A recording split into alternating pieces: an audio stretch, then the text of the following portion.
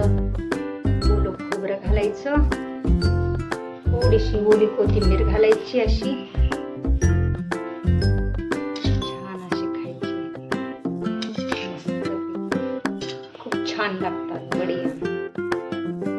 कांदा, कोबी, मिरची, टोमॅटो आणि ओली कोथिंबीर.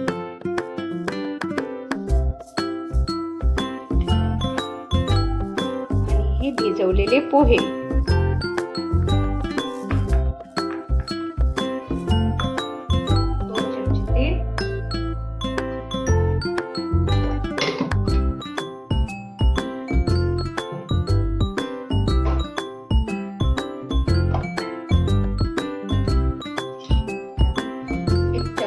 मोहरी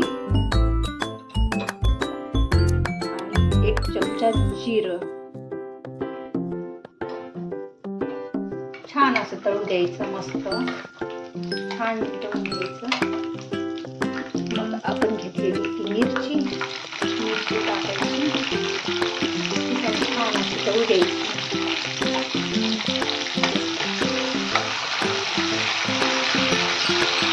आपण आज पोह्यामध्ये कोबी घालणार आहोत, पण खूप छान स्वाद येते पोह्यांना, थोडी वेगळ्या प्रकारे लागते.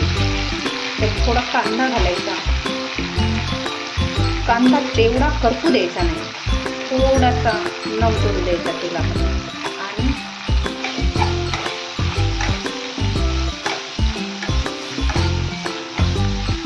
कांदा जास्त तळला की पोहे एकदम कोरडे होतात. कांदा थोडा कमी तळला म्हणजे थोडासा नमखडला आणि आपण पोहे जर घातले ना, पोहे असे मौसूद आणि नरमसूद असे छान राहतात, एकदम हॉटेलसारखे. तर आपण असं कोबी घालणार आहोत. कोबी घालून छान असं परतवून घ्यायचं मस्त पैकी. कोबीला थोडंसं तळू द्यायचं. कोबी कच्चा असला तरी कुरकुरीत छान लागतो.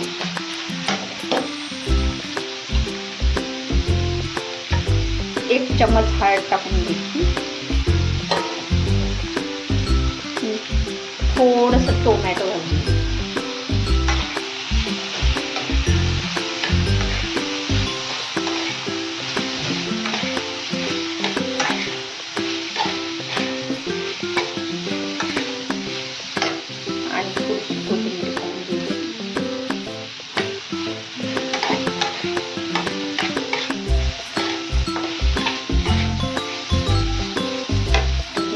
आपण भिजवलेले पोहे त्याच्यात घालायचे.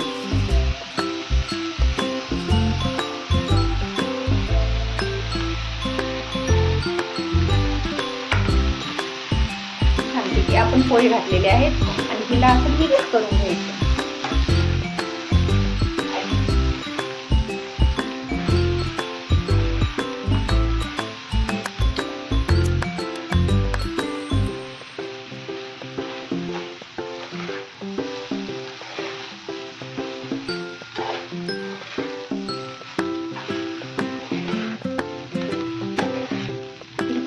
पोह्यामध्ये अशा प्रकारे छान असं मिक्स करून घ्यायचं.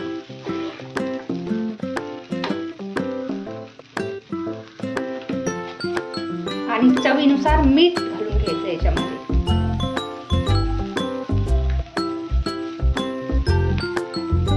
ते पण असं एकजीव ते मिक्स करून घ्यायचं.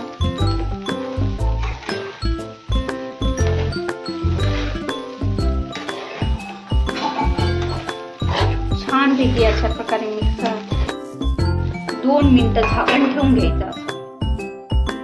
2 मिनिटं झालेले आहेत. आता पोह्याचं झाकण काढायचं आणि बघायचे. थोडंसं मिक्स करून घ्यायचं. छान अशी वाफ आलेली आहे बघा, किती छान वाफ आलेली आहे. पोहे छानपैकी प्लेटमध्ये पोहे काढून घ्यायची.